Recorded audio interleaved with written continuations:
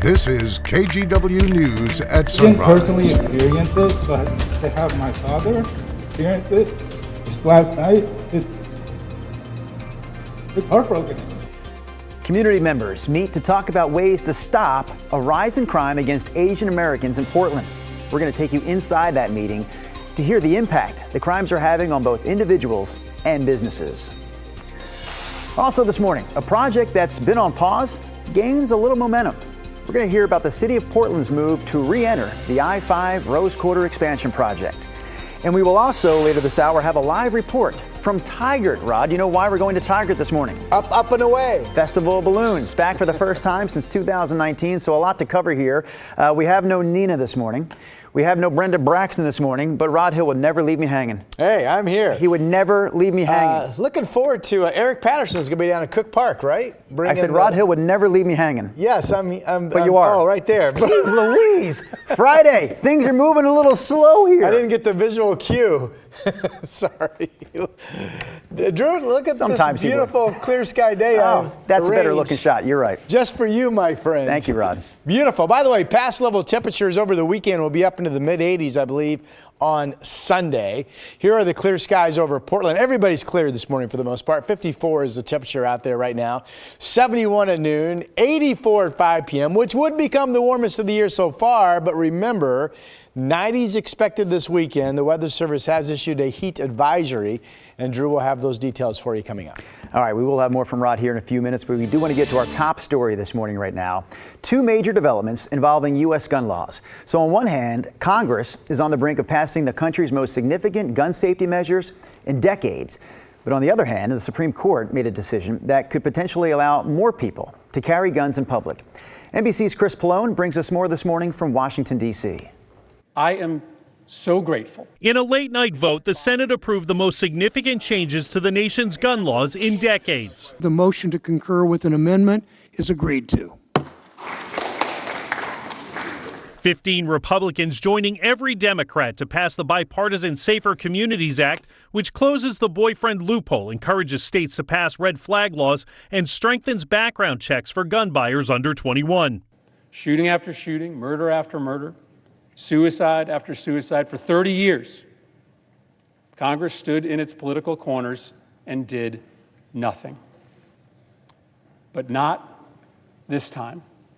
The vote coming just hours after the Supreme Court ruled for the first time Americans have a right to carry handguns outside the home for self-defense. I think this language is going to make it really difficult to justify gun laws going forward and will lead to courts striking down a wide variety of gun safety laws.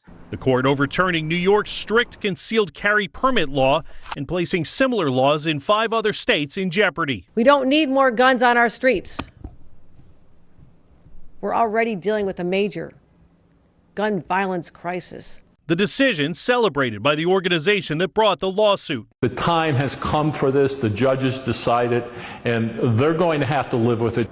The High Court has 9 decisions left in this term, including a highly anticipated abortion ruling, which a leaked draft opinion revealed the court might be poised to overturn Roe v. Wade. Chris Pallone, NBC News, Washington. All right, let's get to some of this morning's local headlines. We start with this. One person wound up in the hospital after a light pole fell on them at Irving Park in North Portland. So police believe a child and the child's caretaker were sitting on a hammock between a light pole and a tree when that pole came down. They say the child was seriously hurt and went to the hospital. We reached out to Portland Parks and Rec for a comment about this, but we're still waiting to hear back. Meanwhile, big changes are on the way for the University of Oregon track and field program. The school announced it is not renewing the contract for head coach Robert Johnson. Johnson has been with the program for 10 seasons, leading the Ducks to 14 NCAA championships and 16 Pac-12 championships. The university did not give a reason as to why they're not renewing his contract. We know Johnson's contract expires here at the end of the month. Assistant head coach Helen Lehman Winters will serve as the interim head coach while the school searches for a permanent replacement. And one more local story here. Nike says it's shutting down its stores in Russia in response to the country's invasion of Ukraine. Nike had already suspended operations in Russia 3 months ago, but now the company says it is shutting things down there completely, all expected to take place here in the coming months. Other major brands like McDonald's and Google have made similar moves. And that's a look at some of this morning's local headlines. Asian Americans in Portland gathered to discuss a rise in crime and violence against businesses in Southeast Portland. They're hoping to find solutions and stand up against anti-Asian hate. Alma McCarty has more.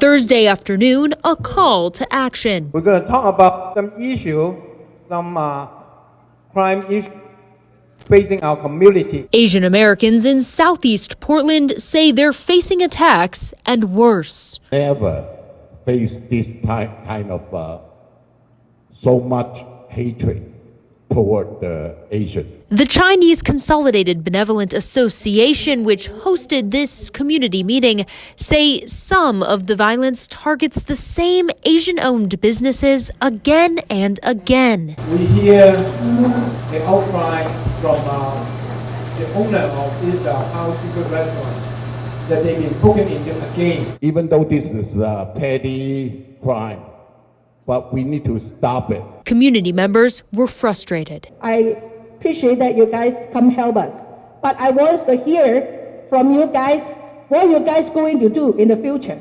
How can you guys helping us? About crime, one man said through a translator that's become all too common. One time, somebody come in and use the electric saw to cut the ATM machine and then take all the money inside the machine. It's so difficult to survive. And he adds he was recently robbed at gunpoint. His son, overcome with emotion, describing that call from his dad. I didn't personally experience it, but to have my father experience it just last night, it's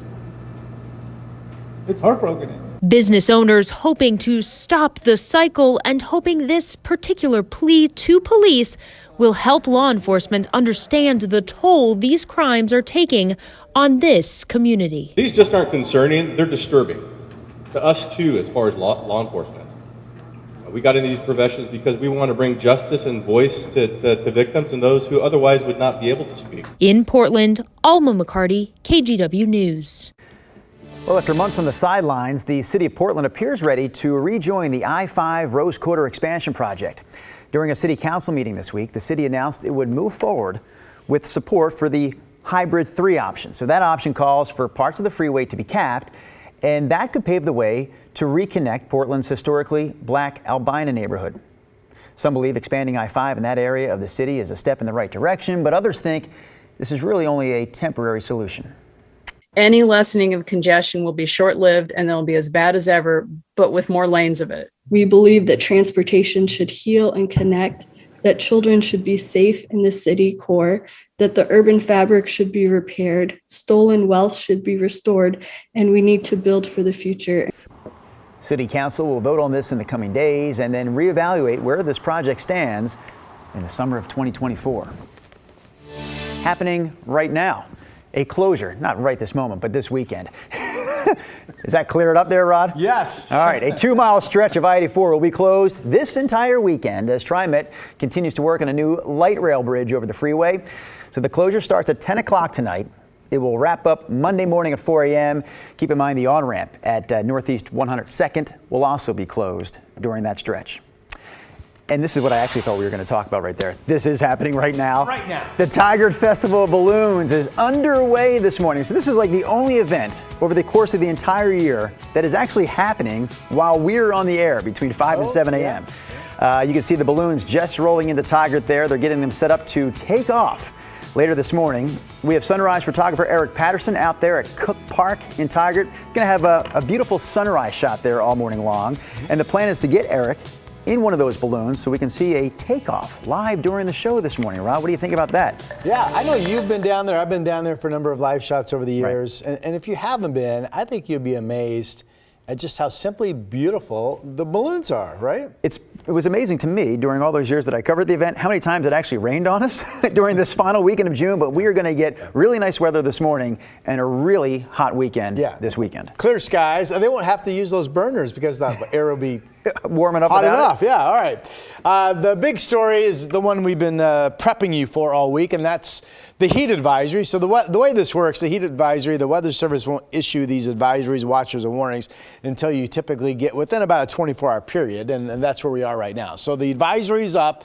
This is all of Western Oregon up into Washington. This includes, by the way, the beach itself, up into the Cascades and out into the Columbia River Gorge, and taken as a whole, everybody in the advisory area, with the exception, I believe, of the Cascade Passes, has the chance to be in that 90 to, in the valley areas, as hot as 100 degrees at times over the weekend.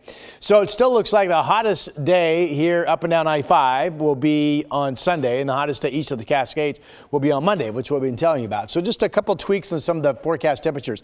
The Dalles could hit 100 on Monday, Redmond 96 on Monday, Hermiston 101 on Monday. Out in the Gorge, Hood River, the hottest day Sunday 95, and the hottest day down in Salem, we think we'll stay in the upper 90s. We have you at 97. If you are going to the coast, it's an east wind that develops tomorrow. That brings two things. Number one, clear skies to the beach. Number two, it totally shuts off the cooling from the Pacific, so the coast can be about as warm as the valley. We'll go 70 to 75 today as sunshine will be with us, and tomorrow the east winds start to kick in. There'll be some beach temperatures, I think most areas in the 80s. There could be a 90-degree spot. And then Sunday, some areas, especially down along the Central Coast and Lincoln County, could start to see some cooling and maybe eventually some low clouds in the afternoon. We'll go 75 to still as warm as 90 in places like Seaside and Cannon Beach on Sunday. Speaking of the beach, there's our Chinook Winds Casino Resort camera in Lincoln City. Beautiful clear sky morning. Again, the beach today is going to be fabulous. And we'll be beautifully sunny here in the valley as well. That's Stoller Family Vineyards Estate down in Dayton. Here are the current numbers: 46 in Astoria, 54 in Portland, 51 degrees in Salem. Coolest spot this morning, yeah, there you are, Baker City, 39. All right, my 7-day numbers. 84 today, we go 93 tomorrow. Sunday, we keep bumping the temperature up. Now 99. You could make the case that Sunday could be as hot as 100 to 102. And then Monday, 94. Late day rain chance on Tuesdays, we cool back down. And this is your forecast, America. Back to you, Drew. Didn't mean to cough over the back end of your forecast there, Rod. Quite all right. Rodney, have you ever been to the Evergreen Aviation and Space Museum? World class. I am very impressed. Yes, I have. So right out front of the museum, for the past 8 years, has sat this 747, just sitting there. I just kind of thought it was one of the displays, right? But apparently this plane is available to be bid upon. Oh, let's do it. It's going up for auction. Brian Clerkley is going to have more on the story coming up on Sunrise, talking specifically about the museum's attempt to keep that 747.